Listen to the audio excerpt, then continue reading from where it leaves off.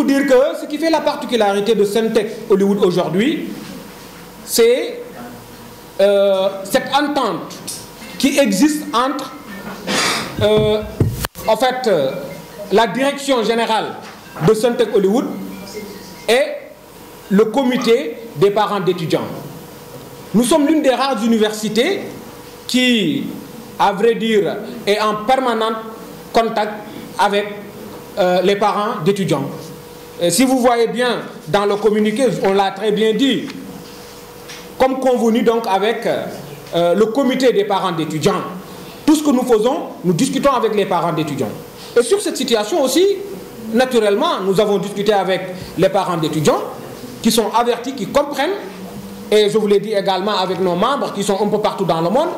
Nous sommes au nombre de 18 700 membres qui, aujourd'hui, sont tous au courant de la situation.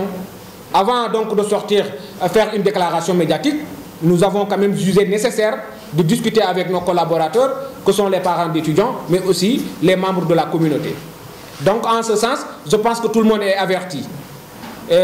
Comme Nico Wolof di wax suñu ndaalu muñu kaay moo fees moo waral tey ñu génn di addu ndax 2020 la ñu waroon jot suñu xaalis lépp ba mu mat boobaak léegi jotuñu ko terewul ñu ngi wéy di muñ lan la ñu nar a def nag wax naa leen ko nekkuñu ci discours vatanguériste voilà comme vous voulez en français hein.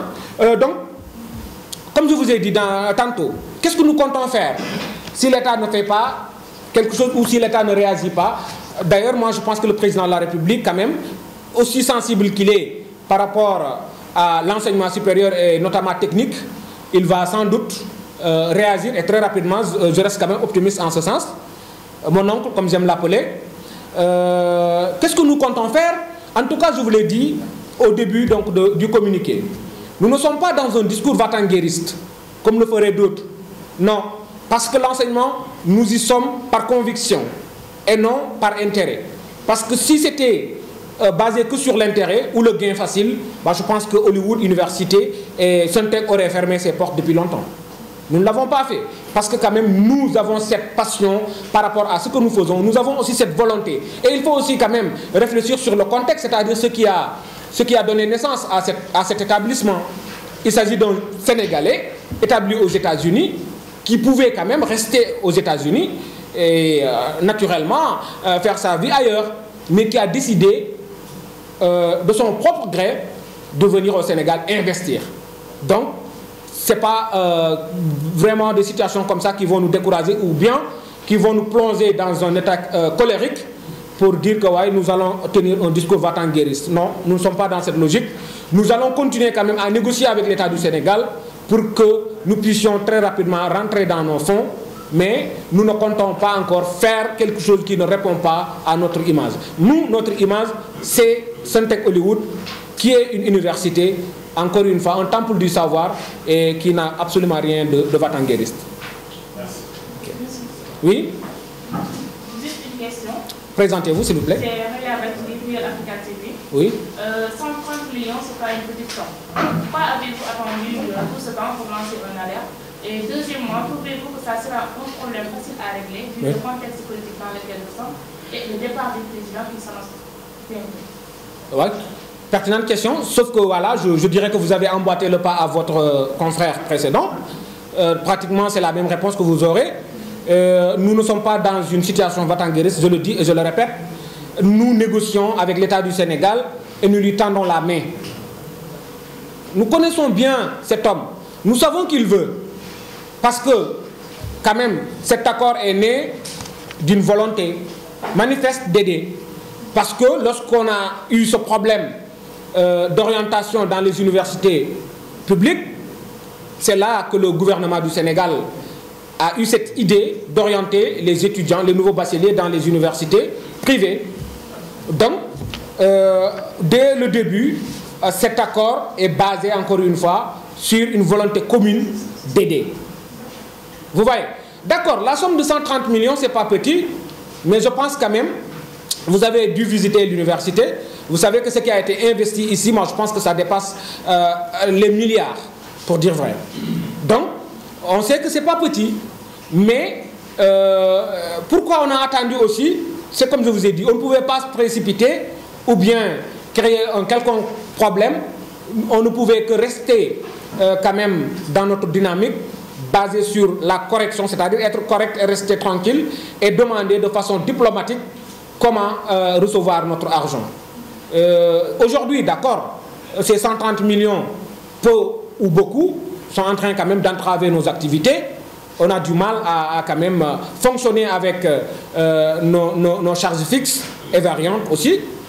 C'est tout un problème, mais quand même, nous continuons depuis lors, en tout cas, à nous débrouiller, à faire avec nos propres moyens pour véritablement ne pas, encore une fois, bafouer le droit le plus absolu de ces jeunes Sénégalais et Africains. Parce que quand même, il faut le rappeler, nous, on est une université miniature, donc c'est l'Afrique.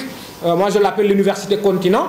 Vous faites le tour de l'université, vous allez voir des Béninois, des Gabonais, plusieurs nationalités qui sont là. Donc, c'est quand même évident que nous ne pouvons rien faire que de négocier avec l'État du Sénégal. Et c'est la raison pour laquelle on a fait appel à la presse aujourd'hui pour encore une fois tendre la main à son Excellence, Monsieur le Président de la République, pour lui demander d'intervenir pour que cette situation soit réglée au plus vite possible. Bonsoir. Présentez-vous s'il vous plaît. Je m'appelle Daouda, je suis de la DSM. Contraire aussi, contradictoire par rapport à notre façon de faire, je vous l'ai dit. Parce que quand même, 2020, 2023, 2024, aujourd'hui, ce n'est pas 2 jours. Donc, si on est resté là jusqu'ici, et attention, quand vous dites envoyer des étudiants, ce serait peut-être pour des étudiants qui sont toujours là. Ces 130 millions concernent principalement aujourd'hui des étudiants qui ont été formés, qui ont leur diplôme et qui aujourd'hui sont dans le monde de l'emploi.